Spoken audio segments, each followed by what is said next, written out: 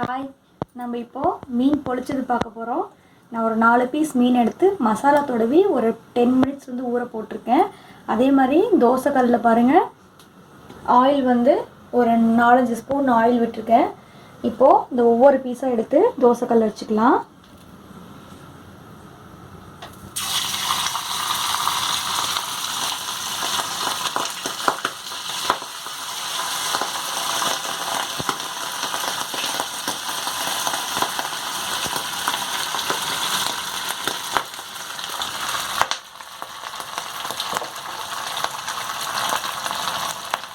மீன் பொரிச்சதுக்கு first ஒரு 70% இந்த ஆயிலில் ஃப்ரை பண்ணிக்கலாம். ஒரு 70% மட்டும் ஃபுல்லாக குக் ஆக வேண்டாம். ஒரு 70% மட்டும் குக் ஆச்சுன்னா போதும். எடுத்துகிட்டு அடுத்து நான் மசாலா போட்டு நம்ம இதே எண்ணெயில், இந்த எண்ணெயை வேஸ்ட் பண்ணாமல் இதே எண்ணெயில் நான் எப்படி பண்ணுறேன்னு பாருங்கள். ஒரு 70% மட்டும் குக் ஆகட்டும்.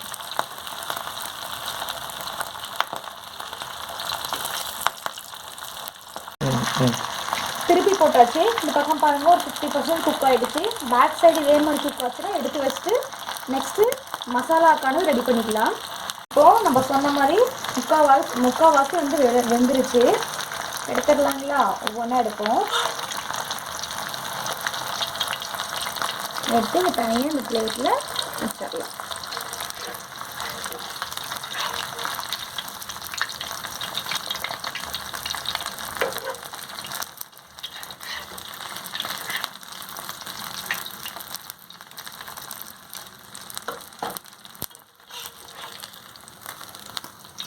ஓகே, இந்த எண்ணெயை நம்ம வேஸ்ட் பண்ண வேண்டாம்.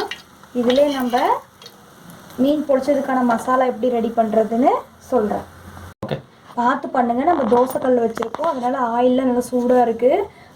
கடுகுலாம் போட்டிங்கன்னா ரொம்ப தெரிக்கிற மாதிரி இருக்கும். அதனால் நீங்கள் வடக்கல்ல வச்சிங்கன்னா இவ்வளோ எஃபெக்ட் கிடைக்காது, தெரியாது. ஆனால் நம்ம தோசைக்கல்ல வைக்கிறதுனால நம்ம மேலெல்லாம் தெரிக்கும். அதனால் அடுப்பை நல்லா சிம்மில் வச்சுட்டு சும்மா 4 கடுகு பாருங்கள், சும்மா 4 ஒரு 1/4 டீஸ்பூன் போடுங்க. பொரிஞ்சதும் வெங்காயம் பாருங்கள், நான் ஒரு பெரிய வெங்காயம் கட் பண்ணியிருக்கேன். 2 பெரிய வெங்காயம் கட் பண்ணியிருக்கேன். நல்லா பொடி பொடியாக அரைஞ்சி அதை இதிலே போட்டுக்கங்க.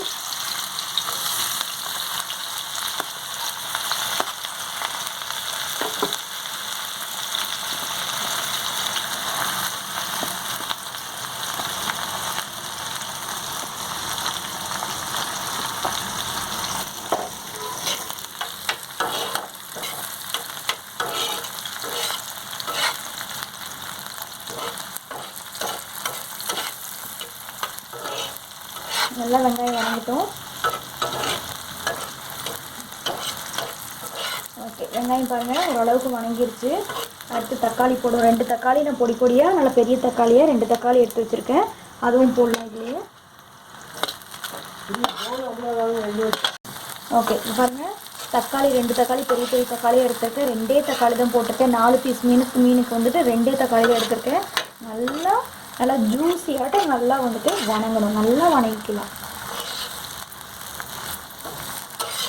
ஓகே, நெக்ஸ்ட்டு பாருங்கள், இஞ்சி நல்லா ஒரு சின்ன இஞ்சி ஒரு தம் சைஸ் போதும், அதை விட சின்னது கூட ஓகே. நல்லா பொடி பொடியாக கட் பண்ணி வச்சுருக்கேன். பூண்டு ஒரு 4 பல்லு பூண்டு தான், அதுவும் பொடி பொடியாக அரைஞ்சிருக்கேன். சோம்பு பாருங்கள், சும்மா ஒரு 1/4 டீஸ்பூன் போதும். இதெல்லாம் இதிலே போட்டு வணக்குவோம் நல்லா.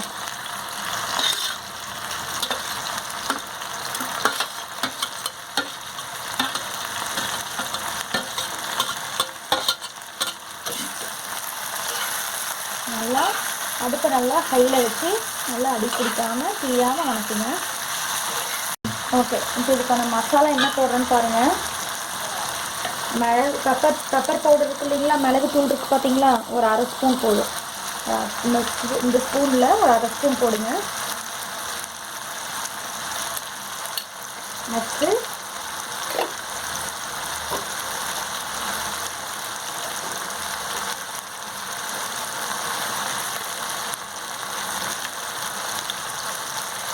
சீரகத்தூள், நம்ம சீரகம் யூஸ் பண்ணுறது இல்லைங்களா, அந்த தூள் ஒரு 1/4 ஸ்பூன் போதும்.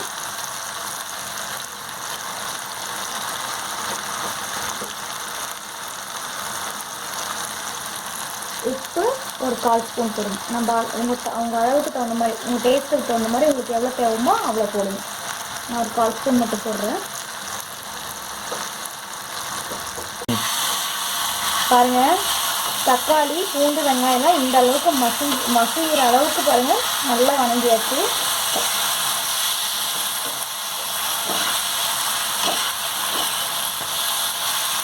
நல்லா வாசனையே சூப்பராக வருது. இஞ்சி பூண்டு போட்டதுக்கு நல்லா வாசனை சூப்பராக இருக்குது. இந்த மாதிரி மீன் பொரிச்சு இது பண்ணி கொடுங்க.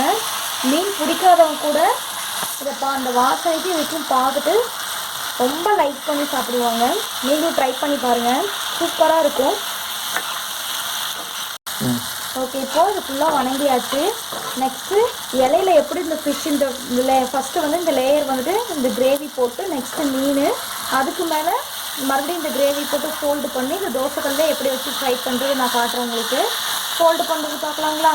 ஓகே, பார்க்கலாம். என்ன பண்ணுங்கன்னா, இந்த அனலில் கொஞ்சம் அப்படியே இது, ஏன்னா ஃபோல்டு பண்ண முடியாது, இந்த அனலில் கொஞ்சம் அப்படியே கொஞ்சம் இது கொஞ்சம் என்ன காட்டுங்க. இப்படி காட்டினீங்கன்னா கொஞ்சம் ஸ்டிஃபாக வந்துட்டு ஃபோல்டு பண்ணுறதுக்கு நல்லா இருக்கும்.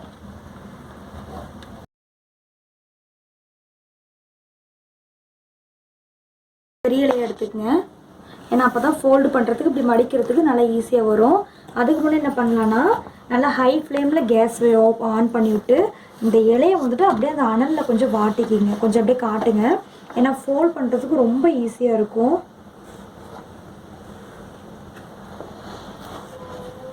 அந்த கார்னர்லேருந்து இந்த கார்னர் வரைக்கும் நல்லா காட்டிகிட்டே வாங்க. நல்லா ஈஸியாக ஃபோல்டு பண்ணால் நல்லா ஈஸியாக வரும். நம்ம ரெடி பண்ணி வச்சுருக்க கிரேவி இருக்குது பார்த்தீங்களா, அதை வந்து அப்படியே பரப்பிக்கிங்க.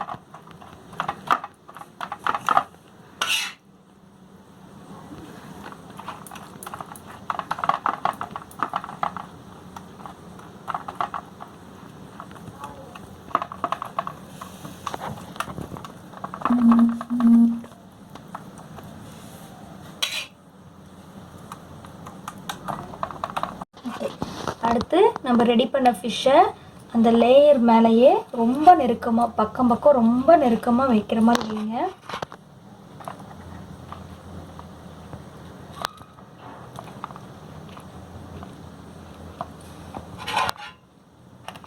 இந்த மாதிரி ரொம்ப நெருக்கமாக வச்சுக்கோங்க. அடுத்து மீதி இருக்க அந்த கிரேவியை, இந்த தொக்கு தக்காளி தொக்கு மாதிரி இருக்கு இல்லைங்களா, அதை எல்லா ஃபிஷ்ஷும் மேலேயும் அப்படியே பரப்பி விட்டுருங்க.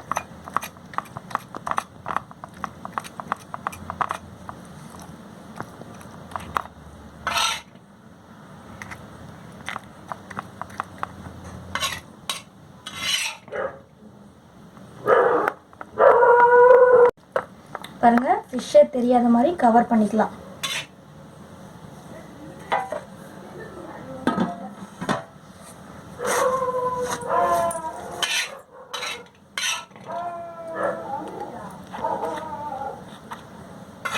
ஸோ கீழே ஒரு லேயரு, மேலே ஒரு லேயர் போட்டாச்சு.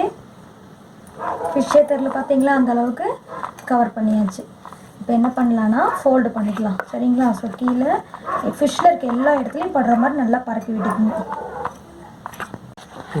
ஓகே, இப்போ இந்த லீஃப் அந்த இலையை வந்து ஃபோல்டு பண்ணிக்கலாம்.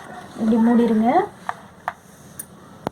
கீழே இருக்க பார்ட்டை இப்படி உள் பக்கமாக மடிச்சுக்கோங்க. அந்த ஃபிஷ்ஷோட உள் பக்கமாக மடிச்சுட்டு இதை வந்துட்டு வெளிப்பக்கம் பேக் சைடில் அடியில் விட்டு மடிச்சுக்கோங்க.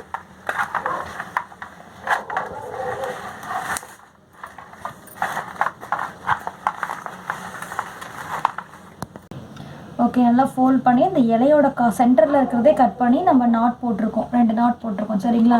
அதாவது டபுள் சைடாக ஓப்பன் பண்ணி ஃபோல்டு பண்ணியிருக்கோம். 4 பக்கமும் நம்ம ஃபோல்டு பண்ணி இந்த மாதிரி இதிலே இந்த நாரே வந்துட்டு இந்த சென்டரில் இருக்க எட்ஜில் இருக்க நாரே கட் பண்ணி கட்டியிருக்கோம். இப்போ வந்து என்ன பண்ணுவோம், சேம் நம்ம ஆல்ரெடி நம்ம வணக்கணும் பார்த்தீங்கன்னா அதே தோசைக்கல்லை வச்சுக்கலாம். தோசைக்கல்லை வச்சு ஒரு 5 மினிட்ஸ்க்கு ஒன்ஸ் வந்து நம்ம திருப்பி வேக வைக்கலாம், ஃப்ரை பண்ணி வேக வச்சுக்கலாம். ஹை ஃப்ளேமில் அடுப்பை வச்சுட்டு நம்ம அந்த ஃபோல்டு பண்ணியிருக்கோம் பார்த்தீங்களா, அந்த வாழை இலையை இந்த தோசைக்கல்லில் வச்சிடலாம்.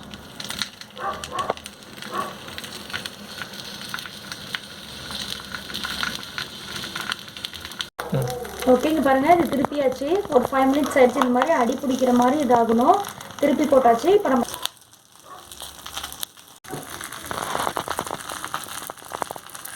ஓகே, 2 பக்கம் திருப்பி போட்டாச்சு. இப்போ எடுத்துடலாம்.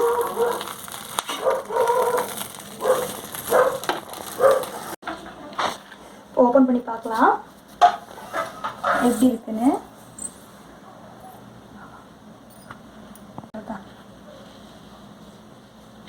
ஓகே,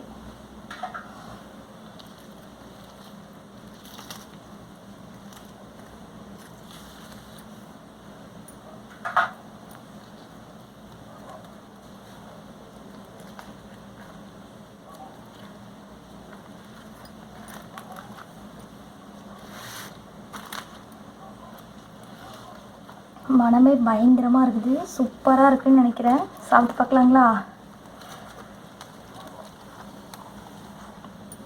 அருமை.